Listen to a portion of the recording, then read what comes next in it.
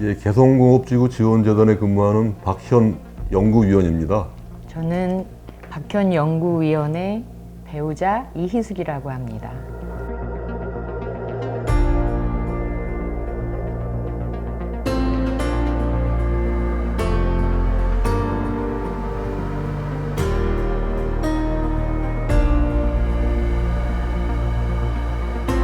도로나 상하수도 같은 인프라 관리하고 소방, 산업안전, 환경 등 기술적인 업무들을 많이 했습니다. 다 결정하고 나서 통보하듯이 얘기를 해가지고 참 집사람이 굉장히 불만이 많았죠.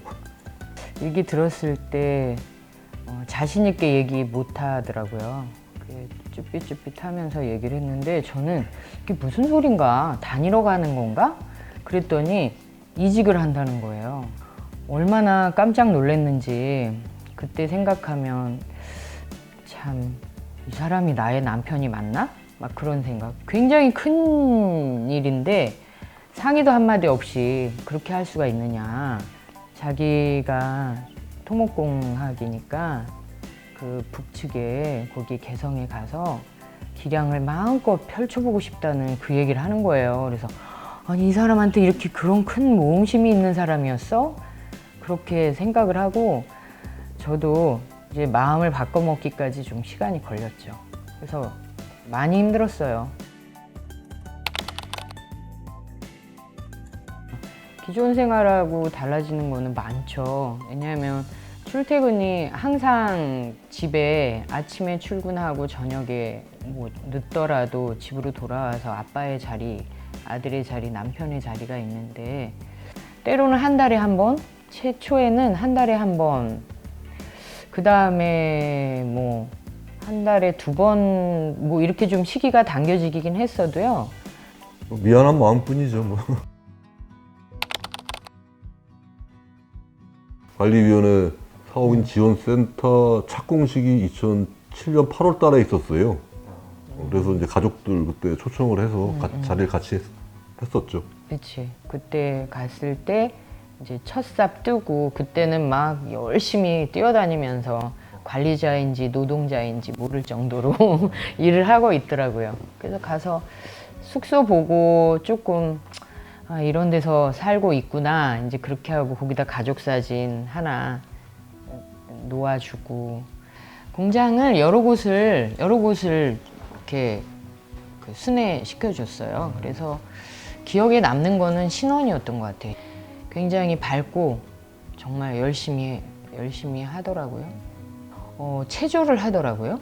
그래서 저게 뭐 하냐, 그러니까 군무 같아요. 다 똑같이. 그래서 쉬는 시간에 그렇게 체조를 한다는 거예요. 그래서 정말 훌륭하다. 우리나라 공장에도 저렇게 하고 있나? 막 그런 생각을 해봤어요. 그리고 예쁘더라고요. 젊고 예쁘고.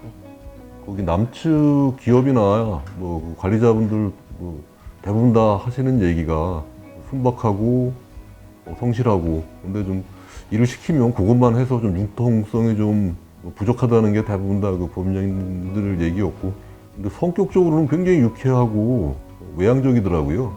그리고 가기 전에는 좀 경제 여건으로 좀 위축돼 있지 않나 하는 그런 좀 선입감이 좀 있었는데, 막상 가서 접하고 나니까 뭐 말들도 잘하고 뭐 악기도 잘 다루고 노래 부르고 또 같이 모여서 이렇게 운동하면서 이렇게 환한 표정으로 웃는 거 보면서 아, 내 생각이 좀 잘못됐구나 하는 생각이었어요.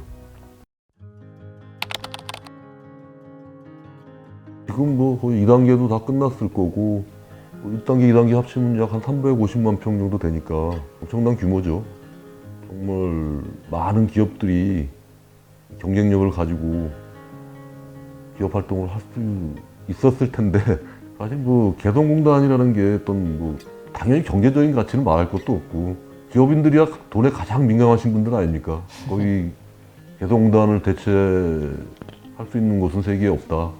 부정적인 대북관을 좀 가지고 있었던 부분들이 실제로 가서 접하고 경험을 해보니까 아, 이런 건 아니구나.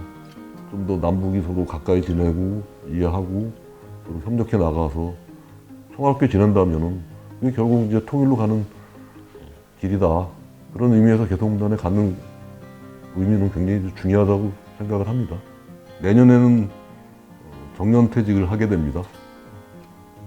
제가 개성공단 근무를 하면서 가장 바라던 게 집에서 출퇴근하는 거였어요.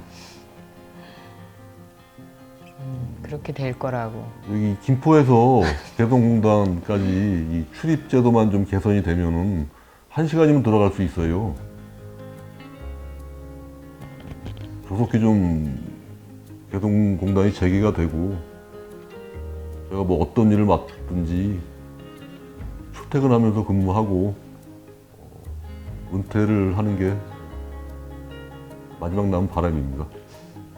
저에게 개성이란 미워할 수도 없고 마침내 받아들이고 앞으로도 다시 연속이 되기를 기다리게 된 곳이 개성이에요.